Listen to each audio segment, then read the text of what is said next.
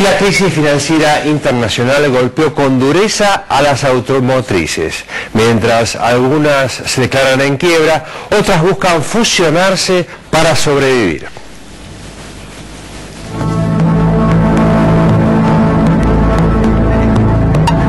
Las quiebras amenazan con extenderse en la industria automotriz estadounidense. A la declarada recientemente por Chrysler, podría sumársele en breve General Motors, cuyos directivos, con tono de resignación, se muestran cada vez más convencidos de la necesidad de solicitar la protección del famoso capítulo 11 del Código de Quiebras de la legislación estadounidense para que la empresa siga funcionando. La ley de bancarrota le permite a las firmas norteamericanas mantenerse vivas mientras sus accionistas y acreedores negocian un plan de reestructuración de la deuda y reorganización productiva.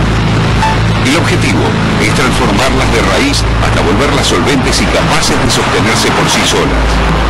En rigor, este 1 de junio se decidirá el futuro de General Motors.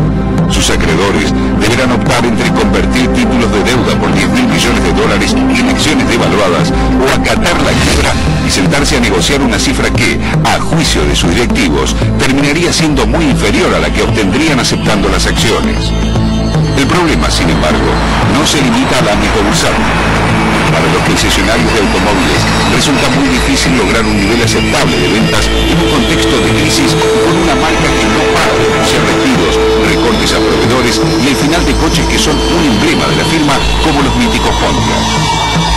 En un mundo donde llueven las ofertas, nadie quiere comprar un auto que promete desaparecer y ser cliente de un concesionario que muy posiblemente cierre o cambie de marca.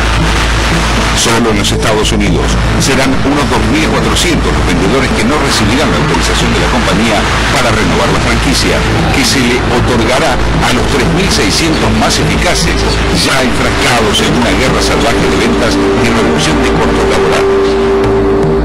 Well, it's part of the process that General Motors has with the government to show how it's going to become a viable entity, and one of the parts they've included is that they would reduce their dealership count to a more efficient level.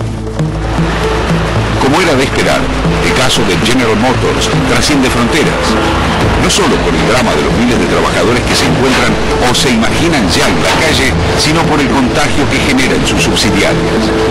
Para evitar la desaparición, del otro lado del Atlántico, la alemana Opel ya analiza distintas propuestas de cambio de manos, entre las que se encuentra la de Fiat.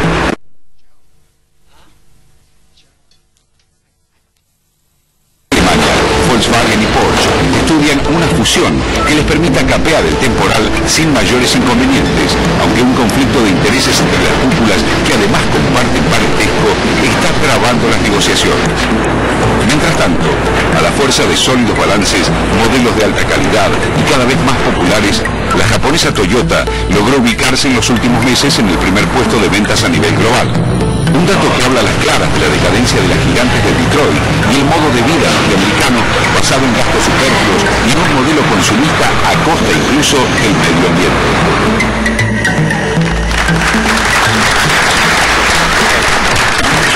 Obama sabe del ocaso de ese modelo y lo advierte en su discurso de cambio.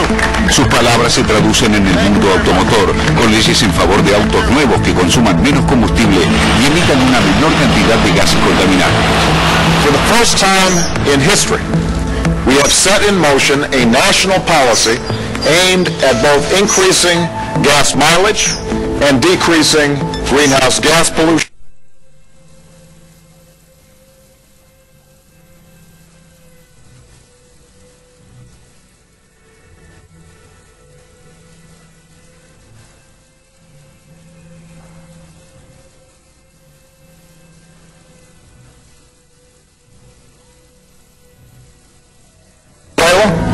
Libya and Nigeria combined. Al menos en público, los directivos de General Motors, Chrysler y la también tambaleante Ford lo aplauden. Los cambios redundarán en un incremento de nuestras ventas, aseguran, siempre y cuando sobrevivan. Es como Raúl, es como, digamos, el gran sector, junto con el tema de los bancos, en donde está focalizada la cuestión de la crisis, ¿no? Donde por lo menos el gobierno de Estados Unidos está centrando la cuestión de la crisis. Salvamos la industria automotriz, salimos adelante. Salvamos los bancos, salimos adelante. Exacto, y en este caso, en el caso de la industria automotriz, es más que un emblema el tema de salvar a las grandes de Detroit, por lo que significa para toda la estructura industrial y todas las conexiones que tiene con otros sectores la industria automotriz. No olvidemos que es una industria muy ligada a todo el espectro metalmecánico y por lo tanto también incluye la industria bélica dentro de este panorama que se está dando. Pensemos nomás en General Motors. General Motors uno lo conoce por los autos, pero es mucho más que eso. Es una empresa que durante más de medio siglo fue uno de los motores de todas estas innovaciones que tuvieron también con el acompañamiento que hizo políticamente la industria de Estados Unidos al desarrollo bélico que tuvo Estados Unidos, desarrollo armamentista, nos estamos refiriendo, ¿no? Sí, pero digo, ¿qué pasó en todos estos últimos años en lo que tiene que ver con la competencia en los autos? Es decir, los autos que se hacen en Europa, los autos que se hacen en Asia, por ejemplo. ¿Dónde fue quedando Estados Unidos en este? Pasó que se fue ocultando el tema de la pérdida paulatina de ineficiencia. El problema de la industria automotriz estadounidense no es nuevo. Esto viene pasando hace por lo menos 3 décadas en las cuales fue perdiendo la carrera la industria automotriz estadounidense frente a la japonesa fundamentalmente.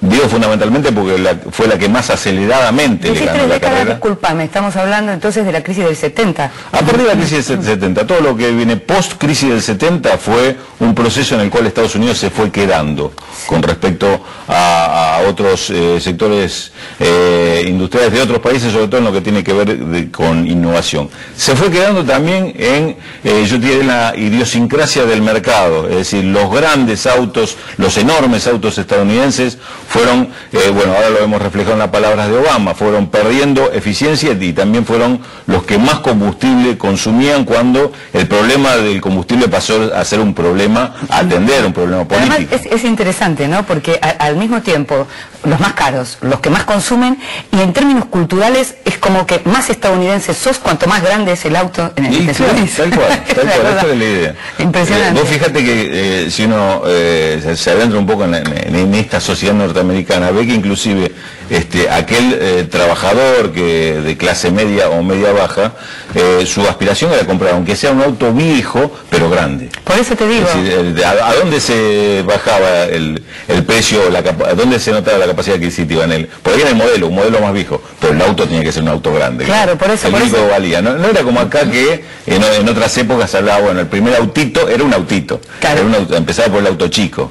Claro. El típico Fiat 600 de otros tiempos, qué sé yo.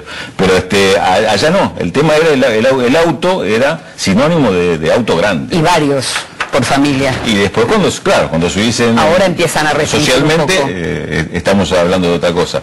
Y obviamente ahora empieza la restricción, empieza el problema y todo lo que significa el impacto social y uno se imagina psicológico de entender el estadounidense que ya eso no es lo que era, ¿no? O por lo menos que estaba viviendo en una fantasía. Yo no sé si todavía lo llegan a entender así, pero el tema de General Motors, la frase que la vez pasada recordábamos de un presidente de General Motors que cuando pasa a ser ministro de Defensa en el Congreso le preguntan, bueno, ¿cómo es esta contradicción de intereses? ¿Qué va a pasar cuando usted se encuentra ante una resolución que, por ejemplo, para desarrollar determinado armamento beneficia a su empresa? ¿Usted se va a considerar en condiciones de resolverlo? Y la respuesta de este hombre fue, lo que es bueno para General Motors es bueno para el país. Pero eso está incrustado, me parece, en el cerebro de los estadounidenses en general. Esa idea de que lo que es bueno para General Motors es bueno para... Bueno, vamos a ver qué pasa ahora con lo que significa General Motors. Siguen intentando eso, que no sea malo para General Motors, para que no sea malo para el país. Vamos a ver cómo sale esta situación, porque ahora tiene una batalla crucial y terminal General Motors. Tiene que resolver el tema de la reestructuración y el gobierno la obligó a tener que reestructurar deuda, presentar deuda, arreglar con el gobierno por la parte que tiene que ver con los aportes que hace el gobierno, con los sindicatos de trabajadores y que van a tener que aceptar recortes también en sus condiciones de trabajo y en sus salarios, y con fundamentalmente los acreedores, es decir, que tienen que aceptar por lo menos en un 90% la oferta de reestructuración de deuda que va a presentar.